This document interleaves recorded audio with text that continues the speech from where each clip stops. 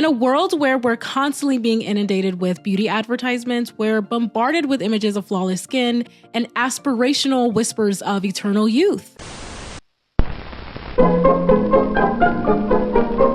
A pretty girl has pretty shoes, lovely dress, beautiful hats, fashionable gloves. The pretty girl has everything. But first, she has wonderful cream puff. Cream Puff by Max Factor. With a kiss of a puff, this perfect blend of creamy base and sheer powder creates her flawless complexion. Cream Puff by Max Factor. Perfect for a makeup and a touch-up too. You are now entering the eye zone where our story begins. First you notice one tiny line, then another. Now the Estee Lauder Laboratories introduce iZone. With continued regular use, this time-released repair gel can rebuild your skin's appearance from the inside out, dramatically diminishing the visible signs of aging around your eyes, and the science of younger-looking skin becomes reality.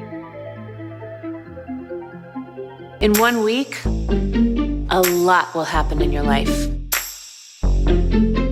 Wrinkles just won't.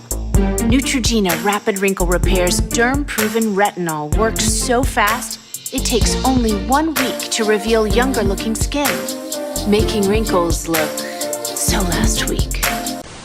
But beneath the surface, there's a web of manipulation that's carefully being crafted to manipulate our emotions, from buzzwords that promise scientific miracles to images of meticulously airbrushed perfection. The beauty industry has mastered the art of persuasion, but at what cost? Too often, beauty advertisements convince us that we need more and more and more, and so we find ourselves trapped in this never-ending cycle of consumerism, chasing after this elusive ideal that always seems so out of reach. While there's obviously nothing wrong with purchasing makeup products in moderation, beauty advertisements constantly promote new drops of makeup products with promises of a new and unmatched formula to make us feel like we have to have the latest and greatest and overconsume. Here's how beauty advertisements manipulate us.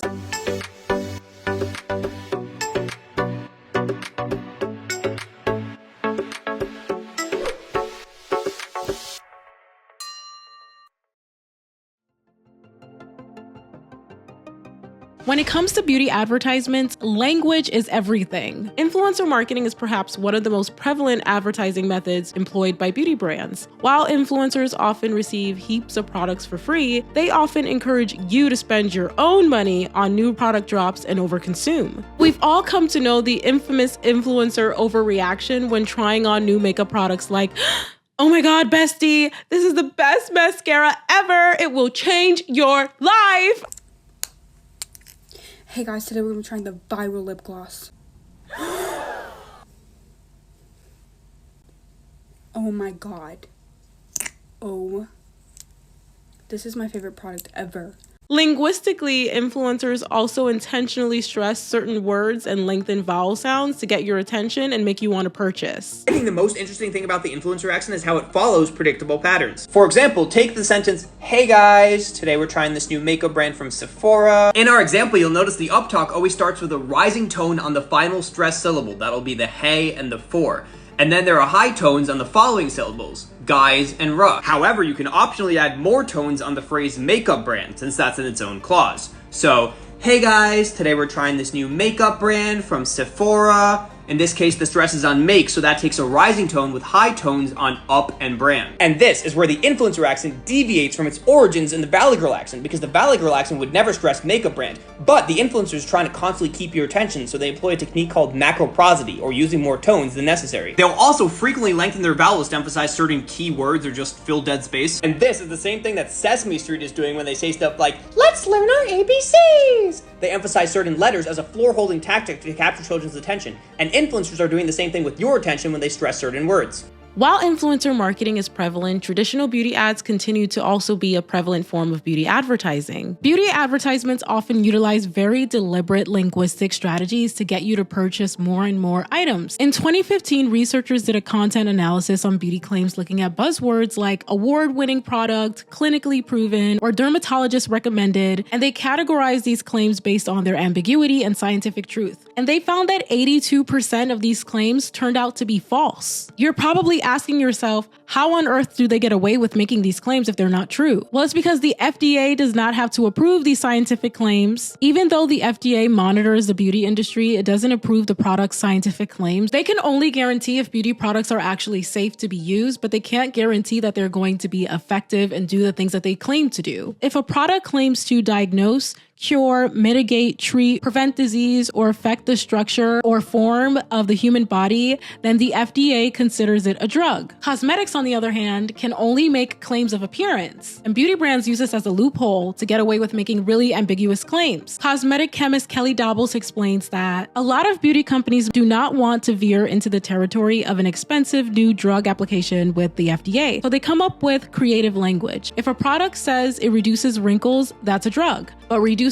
the appearance of wrinkles, that's a cosmetic. In 2014, L'Oreal had to settle FTC charges after they used deceptive advertising for their anti-aging cosmetics. According to the FTC's complaint, L'Oreal made false and unsubstantiated claims that its Genifique and Youthcold products provided anti-aging benefits by targeting customers' genes. They said that they were going to literally penetrate your genes to make you more beautiful. The lie detector determined that was a lie. In national advertising campaigns that encompass print, radio, television, internet, and social media outlets, L'Oreal claimed that its Genifique products were so-called clinically proven to, quote, boost your genes and stimulate the production of youth proteins, which would cause you to look visibly younger in just 7 days. So under the terms of the settlement, L'Oreal was obviously prohibited from making such claims ever again. But if beauty brands keep it ambiguous enough, they can't get in trouble. But in this case, L'Oreal advertised anti-aging a little too close to the sun. Timothy Caulfield, a research chair in health law and policy at the University of Alberta, coined the term science-ploitation to describe how advertisements exploit scientific buzzwords to sell products. Many beauty products don't say much about the quality or quantity of each ingredient or how it interacts with other ingredients, which all affects its efficacy. In 2013, researchers found that advertisers utilize vocabulary as a tool for exploiting your emotions. The beauty brands that they studied use very strategic adjectives to stimulate customer fantasies and desires. Researchers split the adjectives into two categories, positive and negative. They found that the ads used positive adjectives to refer to the qualities of the products,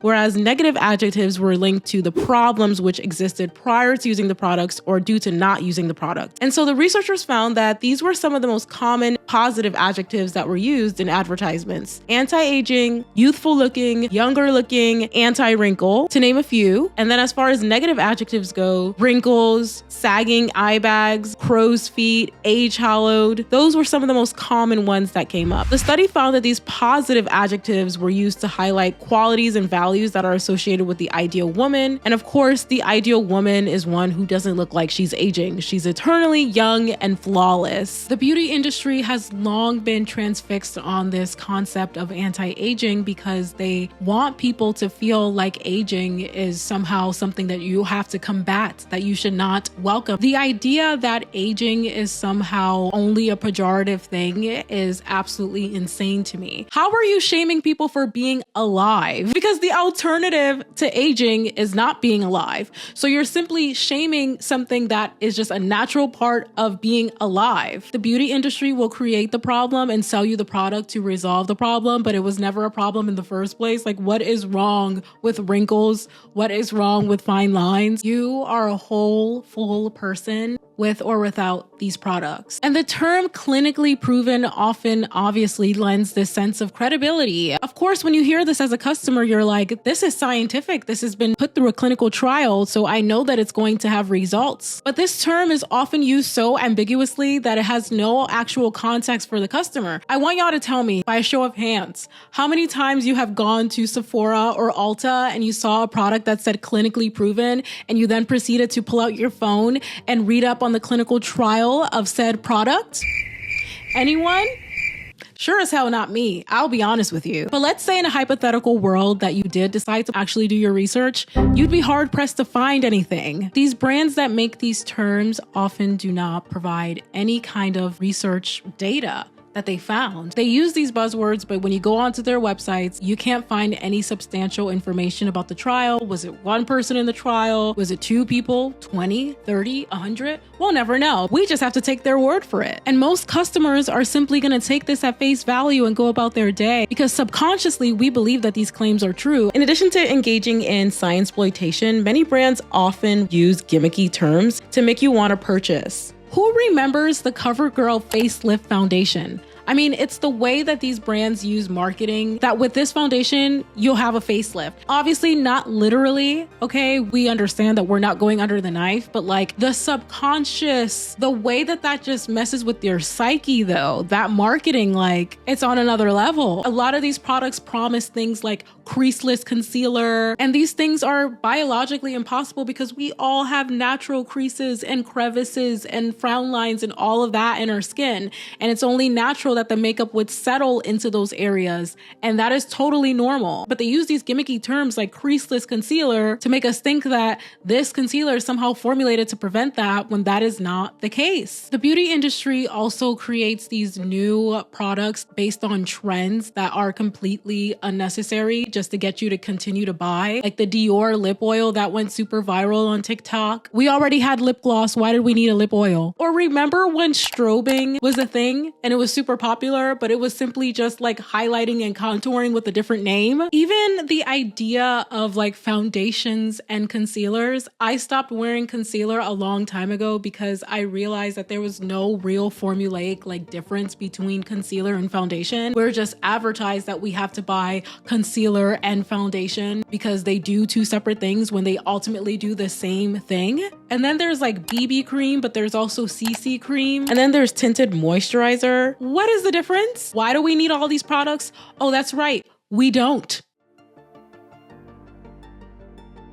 It doesn't exactly take a rocket scientist to know that the images that we see in beauty advertisements are often manipulated. And I want to also point out that there's no way of actually knowing if models that advertise beauty products are actually wearing the beauty product that they're advertising. And even if they are wearing the product, we have no way of knowing what other ways the photos or videos have been manipulated. Here's a great example of this. In this CoverGirl mascara ad, Katy Perry is very obviously wearing false eyelashes, and yet the ad says get the look by purchasing the lash bloom, knowing damn well that you cannot get this look without using fake lashes, and these particular fake lashes at that. And even more recently, beauty influencer Michaela went viral after pretending that her L'Oreal mascara dramatically elongated her lashes, but she was so obviously wearing false lashes as well. This literally just changed my life. It literally just changed her life, you guys. OMG, she will never be the same again. This looks like false. This is how? What? It's this L'Oreal telescopic lift. Okay, so basically I'm taking the curved side and I'm going root to tip. This is one coat. Look at the length. Do you see that?